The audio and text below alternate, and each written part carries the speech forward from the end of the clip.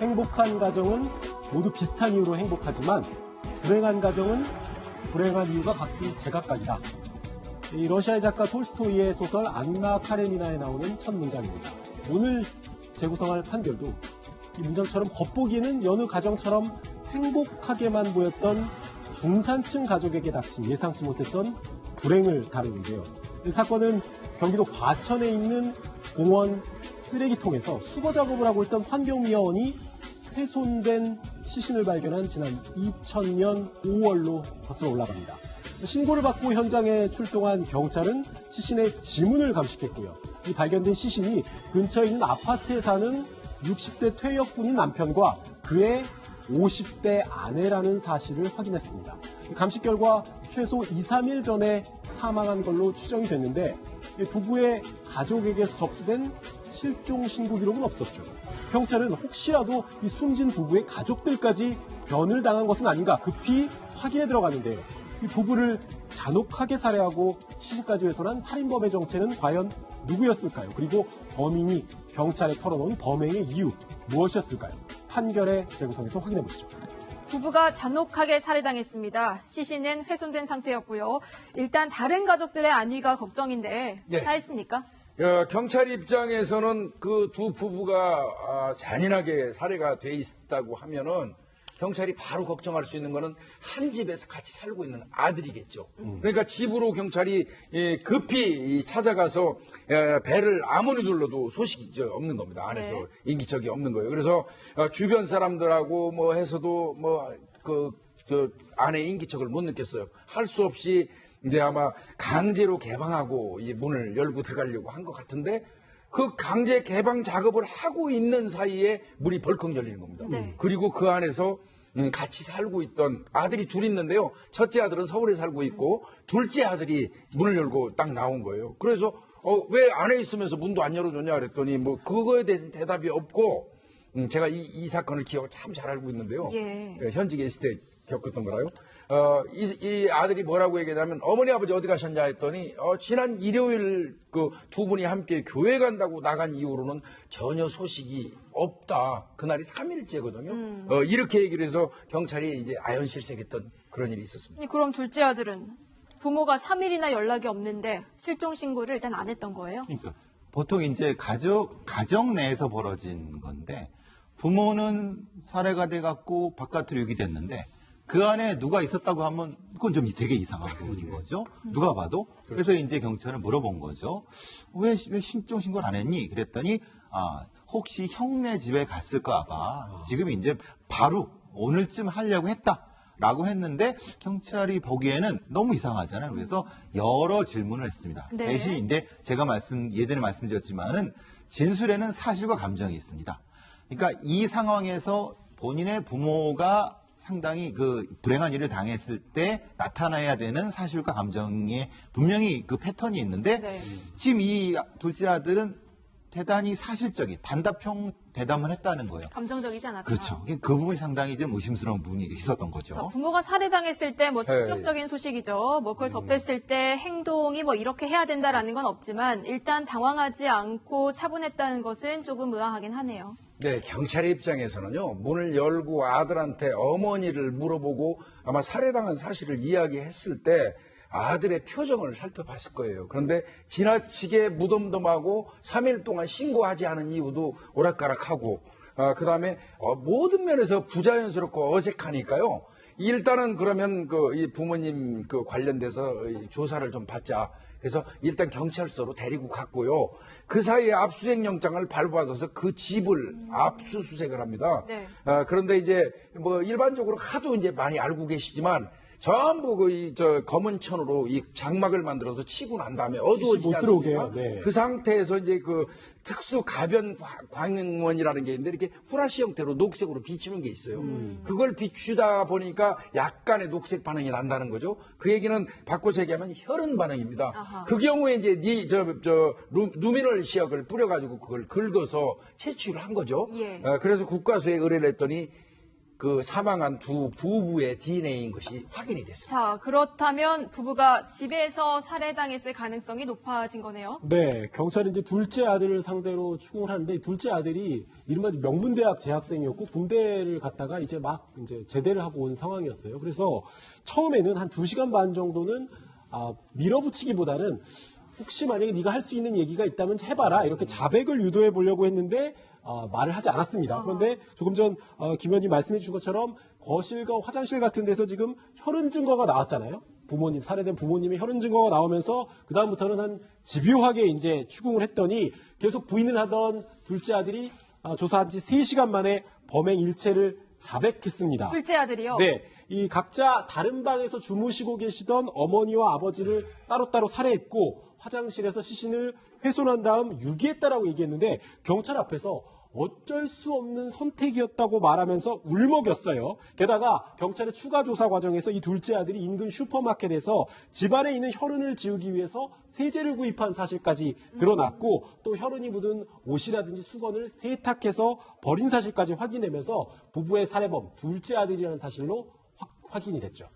가장 극악한 살인으로 취급되는 존속 살해가 발생했습니다. 범인은 둘째 아들이었고요. 자, 원인이 궁금한데 원인은 조금 뒤에 이야기를 하도록 하고 첫째 아들도 상당히 많이 놀랐겠어요. 근데 이 상황에서 첫째 아들의 반응이 사실은 더 이해할 수 없었던 것은 네, 동생을 이해할 것 같다. 동생을 이해할 것 같아요. 다 제 잘못입니다. 동생과 함께 죗값을 갚으면서 하겠다라고 된 거예요. 그러면 같이 살해를 했나? 근데 실제로는 알리바이는 형한테는 그렇죠. 있었거든요. 그러면 이 상황에 대해서는 사실은 굉장히 다른 어떤 사연이 있지 않을까라고 하는 거를 수사관들은 의심할 수밖에 없는 자, 거겠죠. 좀 사연을 들여다봐야 될 것 같은데요. 일단 겉으로 보기에는 금전적인 어려움도 없이 행복해 보였는데 그간 대체 무슨 일이 있었던 건가요?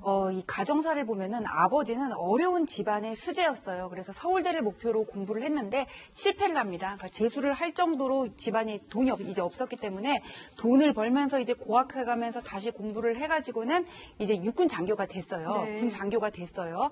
그리고 이 어머니는 유복한 집안의 명문 여대를 나온 그 당시의 수재였죠. 근데 그 당시에 명문 여대를 나왔던 사람들이 이때가 군사정권 시절이잖아요. 꿈꿨던 게 이제 군 쪽의 남편하고 결혼을 맺는 경우들이 이때 참 많았단 말이에요. 그래서 이 어머니가 권력욕이 있었다 그래요. 그래서 엘리트 군 장교인 남편을 만나서 결혼을 했어요. 그런데 자기가 생각했던 것만큼 남편이 막 그렇게 진급이 뭐 잘 되지도 않고 또 여기저기 군인이니까 여기저기 옮겨 당겼을 거 아니에요. 옮겨 당기고 벌이도 시원찮고 하니까 아무래도 공무원 봉급이 낮으니까 이런 것들이 계속 쌓이면서 부부간에 그리고 권력을 보고 만났으니까 이게 사람이 없었잖아요. 예. 그래서 맨날 다투는 거예요. 그리고 이 어머니는 남편에게서 충족되지 않은 그 부족한 부분을 두 아들에게 이렇게 표현을 했던 겁니다. 어느 부모나 자식에게 기대치가 높아요. 그런데 이걸 표현하는 방법이 중요한 게 잘 표현을 하면 아이들에게 멘토가 될 수 있지만은 이걸 너무 강조만 하다 보면은 아이들은 이런 부모를 폭군으로 받아들이거든요.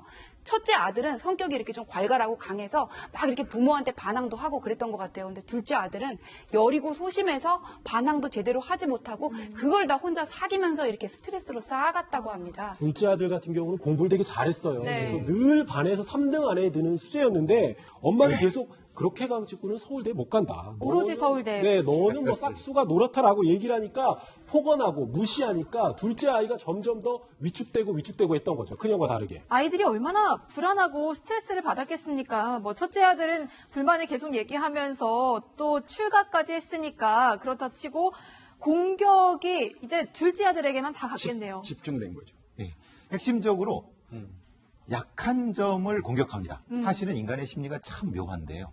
이 어머니가 그러면 반항하는 큰아들을 더 때리거나 이렇게 했어야 되는데 약한 둘째 아들, 말을 잘 듣는 둘째 아들을 더 자기의 한풀이를 더 해버린 거예요. 그런데 부모 자식 관계에서도 약한 그렇습니다. 사람을 더 예. 집요하게. 예. 근데 그 둘째 아들은 자기 어머니니까 계속 받아준 거예요. 그러니까 분노가 내재화된다고 하는데요. 이걸 분노라고 표현은 그렇지만 어쨌든 자신이 받은 형태의 욕이라든가 모멸감을 계속 누르는 상태로 내재화시키는 상태가 아마 둘째 아들한테 생겼을 겁니다. 이게 둘째 아들 인터뷰가 있었어요. 그 당시에 어머니는 나를 아주 인격적으로 늘 무시했다. 형하고 달리 나는 공부 외에는 잘하는 게 없었기 때문에 항상 이 부모님한테 야단만 맞았는데 엄마는 맨날 나한테 싹수가 돌았다. 나가서 죽는 게 낫다. 차라리 나가버려라. 이렇게 폭언을 하고 밥 먹을 때도 빨리 먹지 않는다고 뭐라 해가지고 입안에 그 밥알이 있는 상태에서 화장실에 가서 토하기도 했다. 그리고 또 아버지는 나를 개 쳐다보듯이 맨날 거들떠보지도 않았고 부모님은 내 생일도 한번 챙겨준 적이 없고 내가 군대 갔을 때도 면회 한번 와주지 않았다. 나는 살면서 부모로부터 칭찬이나 인정을 받아본 적이 없다. 나중에는 이 사람들이 내 부모가 맞는지 회의를 할 정도였다 하는 이런 말을 인터뷰 중에 한 적이 있습니다. 그래서 장남이 그 말을 한 겁니다. 이거를 둘째 아들이 이해한다. 당하는 거를 봤잖아요. 예. 그러니까 그 상황에 아까 제가 말씀드린 그걸 한 겁니다. 이해할 수 있다. 물론 이런 사정이 있다고 하더라도 그렇죠. 살인이 정당화될 수는 없습니다만 극도의 스트레스가 쌓여서 살해 당일에 표출이 된 거군요. 네.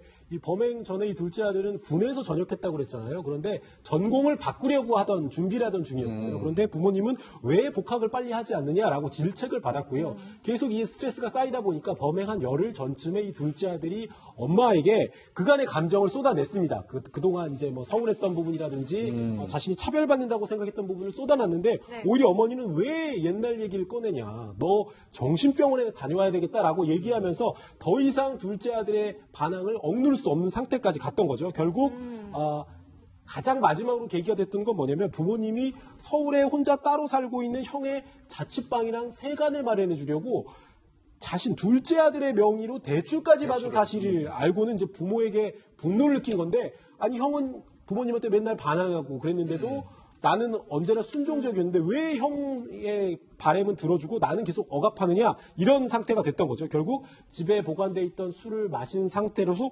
범행을 저질렀던 건데요. 나중에 이제 경찰 조사 과정에서도 그랬고 언론과의 보도된 내용을 보면 부모가 당시 나의 친부모라고 생각되지 않았다. 오히려 부모가 나를 해코지하고 괴롭히는 사람이라고 여겨졌다라고 둘째 아들 말하기도 했습니다. 그러니까 인격이 형성되는 청소년 시기를 지나면서 저런 압박, 저런 폭언, 폭행이 얼마나 인격 형성에 있어서 악영향을 미쳤겠습니까? 보통 청소년기에는 그래서 정신감정을 안 합니다. 예. 청소년기에는 ADHD인지 아니면 조현병인지 이런 부분에는 안 하는 얘기라면 이 증상이 도대체 어디서 왔는지를 모르는 원인과 결과에 대한 걸 판별하기 어렵기 때문에 그렇습니다. 특히 어떤 형태의 가정 내 스트레스라든가 이거 부분에 대한 걸 명확히 구분을 안 하기 때문에 물론 이 사람이 정신적인 문제가 있었다고 하지만 그게 원인이 될 수는 없습니다. 다른 앞에 뭐가 있었을 겁니다. 그렇기 때문에 사실은 이 사람에 대한 평가가 사실은 매우 어렵습니다. 결국 학대의 상처가 또 잘못된 방향으로 덧나고 말았던 게 아닌가 싶은데 하지만 극악무도한 살인을 저지른 것도 사실이잖아요. 재판부의 판단은 어땠나요? 1심에서는 사형이 선고됐어요. 재판부가 보기에는 부모님을 죽인 거잖아요. 그 범죄 죄질의 중대성이라든지 위험성, 사회적 악영향이 정말 우리나라 범죄사에 기록될 정도다 이렇게 얘기를 했거든요. 근데 재판부가 이렇게 판단한 데는 이 사람이 뭐라 그랬냐면 법정에서 부모님이 나한테 미안하다는 말 한마디만 했어도 내가 다 용서할 수 있었어요. 이렇게 얘기를 했거든요. 그러니까 부모님은 나한테 잘못한 사람이란 얘기잖아요. 우리가 보통 부모님이 나를 때린다고 하더라도 나를 사랑하기 때문에 그런 거야 생각할 수가 있지만 이 사람은 그냥 선과 악의 이분법적 구조로 어릴 때부터 이렇게 억압을 받다 보니까 그냥 그런 시각으로 부모님을 바라봤던 거죠. 다만 이 항소한 그 항소심에서는 감형이 됐는데 거기서 뭐라 그랬냐면은 정신, 감정, 심리 분석 결과 성장 과정 등을 종합해 보니까 이 사람의 죄질 자체는 너무나 용서할 수가 없지만 불안감, 절망감, 피해의식 이런 상태로 온전치 못한 상태에서 범행을 저지른 점이 인정된다. 그래서 결국은 무기징역으로 확정이 됐습니다. 그렇군요. 지금도 여전히 옥중 생활을 하고 있는 것으로 알려졌습니다. 부모의 사랑과 관심이 없는 폭력적인 가정 환경이 아이의 인격 형성에 어떤 영향을 미칠 수 있는지 보여준 사건. 오늘 판결의 재구성으로 살펴봤고요. 저희는 잠시 뒤에 실종자 찾기로 다시 돌아오겠습니다.